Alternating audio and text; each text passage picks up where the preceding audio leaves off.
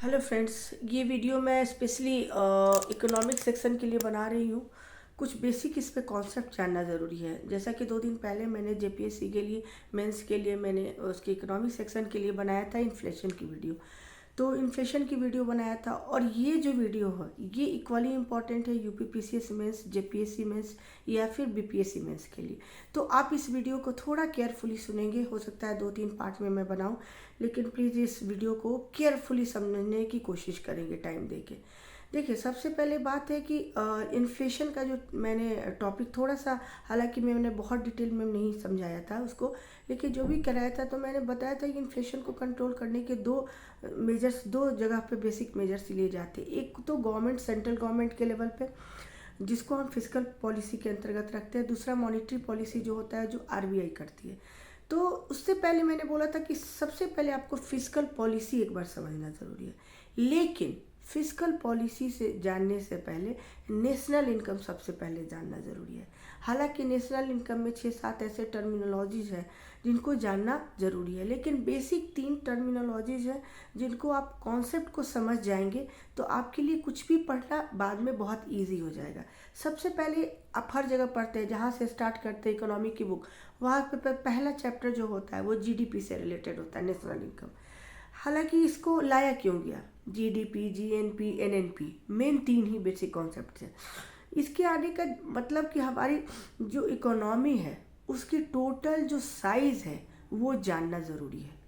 किसी भी एक देश की इकोनॉमी को जानने के लिए उसका टोटल साइज जानना ज़रूरी है कि वो कितने बड़ी इकोनॉमी है। ठीक है, कभी कभी पीपीपी के आधार पे भी हमारी जो इकोनॉमी है उसको भी इवेल्युएट किया जाता है और ग्लोबल रैंक उसको दी जाती है, वो अलग होता है। परचेजिंग पावर पैरिटी के आधार पे वो अलग चीज़ है, लेकिन एक नॉर्मल जो होता है, जो नेशनल इनकम, उसको 3 मेन उसका बेसिक जो उसका कॉन्सेप्ट है वो समझ। जीडीपी क्या है?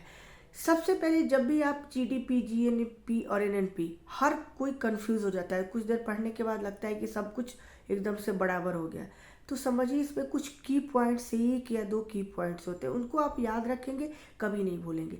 जीडीपी का मतलब होता है किसी एक अवधि में, ठीक है, जनरली 1 साल की अवधि ली जाती है, 1 अप्रैल टू 31 मार्च तक की, ठीक है, 1 साल की अवधि ली जाती है।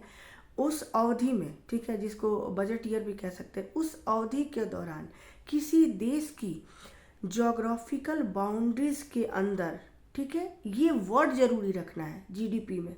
जोग्राफिकल, उसकी जो बाउंड्रीज है, उसकी एरिया के अंदर टोटल जो प्रोड्यूस सेवाएं और उनके जो गुड्स होते हैं, उनके जो फाइनल वैल्यू होते हैं, उनको जो मिला के जो फाइनल इवेल्युएट किया जाता है, उसको हम कहते हैं जीडीपी, ग्रॉस डोमेस्टिक प्रोडक्ट।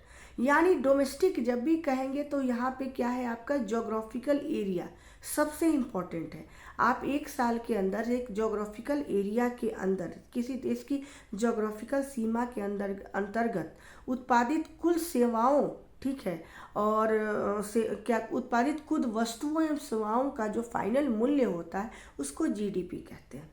अब एक बात समझने वाली है, केवल इसमें ये मेन है कि किसी देश की भौगोलिक सीमा के अंदर, अंतर्गत, उसके अंदर, ठीक है, जो इंडिया का जो क्षेत्रफल है, टोटल भौगोलिक सीमा है, उसके अंतर्गत फाइनल प्रोडक्ट्स का वैल्यू बताया जा रहा है।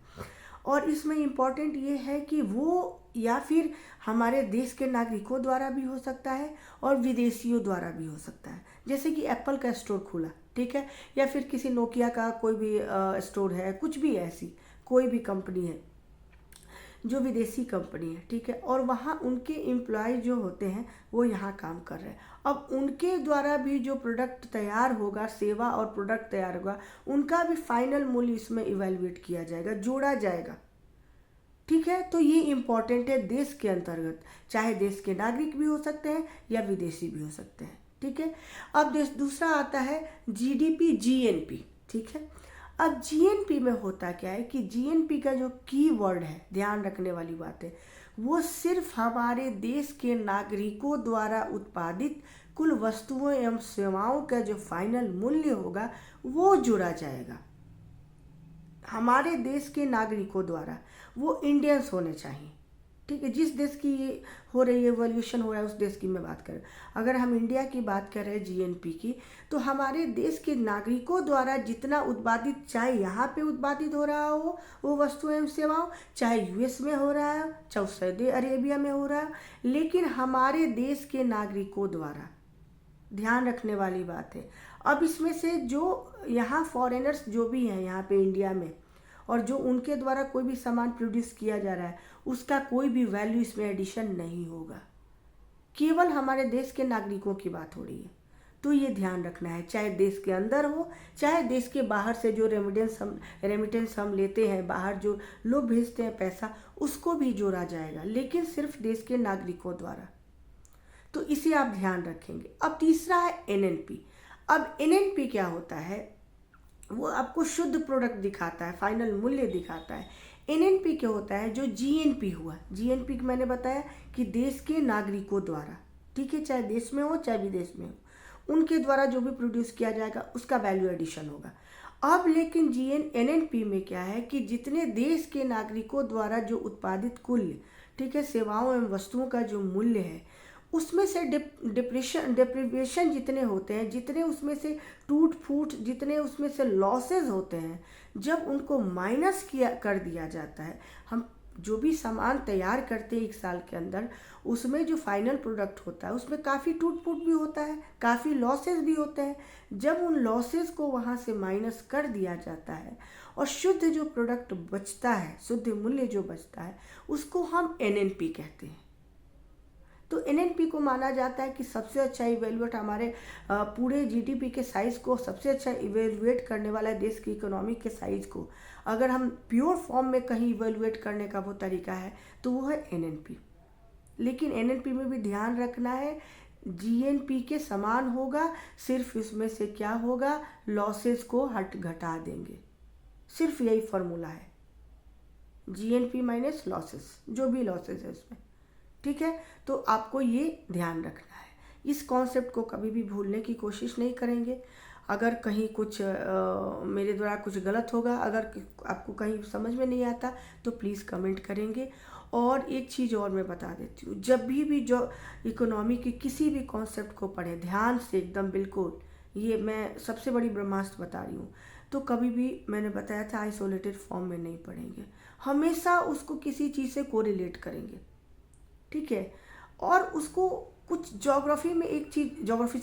इकोनॉमी में एक चीज़ बहुत अच्छी है कि जो भी कॉन्सेप्ट की चीज़ें हैं, कुछ उसमें कीवर्ड्स होते हैं, उन कीवर्ड्स को आप पकड़ना सीखिए। अगर वो कीवर्ड्स आपने पकड़ लिया, एक हो सकते हैं, दो हो सकते हैं, तीन हो सकते हैं, मैक्सिमम उससे ज़्यादा कीवर्ड्स नहीं हो सकते हैं किसी भी कॉन्सेप्ट में, ठीक है। जैसे प्राइमरी डेफिसिट की बात, जैसे आप फॉर्मूला उसका निकालेंगे आपको कीवर्ड्स मिल जाएगा, आप उसको कीवर्ड्स को आइडेंटिफाई करना सीखिए। इकोनॉमी में सबसे ज़्यादा ज़रूरी है, और इकोनॉमी में बहुत अच्छे मार्क्स मिलते हैं। जनरली लोगों को क्या होता है, इकोनॉमी से कहीं ना कहीं फियर होता है। ज़्यादातर जितने भी एस्पिरेंट्स हैं उनको मैंने देखा है, वहाँ से डरने की ज़रूरत नहीं, बहुत ईजी है इकोनॉमी। और जो ज्योग्राफी है वो बहुत सबसे ईजी मुझे लगता है। मैं हिस्ट्री बताने में बहुत ज़्यादा इंटरेस्टेड नहीं रहती हूँ, वो बना बनाया कुछ रखा हुआ है जिसको आप रटिए या फिर एक स्टोरी की तरह समझ लीजिए। तो मुझे नहीं लगता है कि बहुत सारी चीज़ें उसमें बताने की किसी और के द्वारा ज़रूरत पड़ती है, आप खुद भी समझ सकते हैं। इसलिए मैं जनरली हिस्ट्री की चीज़ें नहीं बताती हूँ, और मेरा इंटरेस्ट भी बहुत ज़्यादा नहीं होता। तो अगर आप कहेंगे तो मैं हिस्ट्री की भी क्लास ले लूँगी, कहाँ से कितना मटेरियल पढ़ना है, कौन से रिसोर्सेज को पढ़ना है, वो भी मैं बता दूँगी। टाइम टू टाइम सब कुछ मैं बताते जाऊँगी आपको। आप बस मेरे वीडियोस के देखिए और कमेंट करते हैं तो मुझे बहुत खुशी होती है कि इतने कॉन्शियस हैं सारे लोग, अच्छे से मेरे वीडियोस को देखते हैं, जो भी देखते हैं अच्छे से देखते हैं। तो मेरा फिर से वही रिक्वेस्ट होगा, मेरे चैनल को लाइक करें, सब्सक्राइब करें, शेयर करें, और जो नोटिफिकेशन का बटन है वो ज़रूर बेल को दबाएं, ताकि जितने भी मेरे लेटेस्ट वीडियोस आएंगे आप अपडेट होते रहेंगे और देखते रहेंगे। अभी मैं दूसरा हालांकि वीडियो अपलोड करने जा रही हूँ, तब तक इस वीडियो को आप देखते रहिए। Thank you.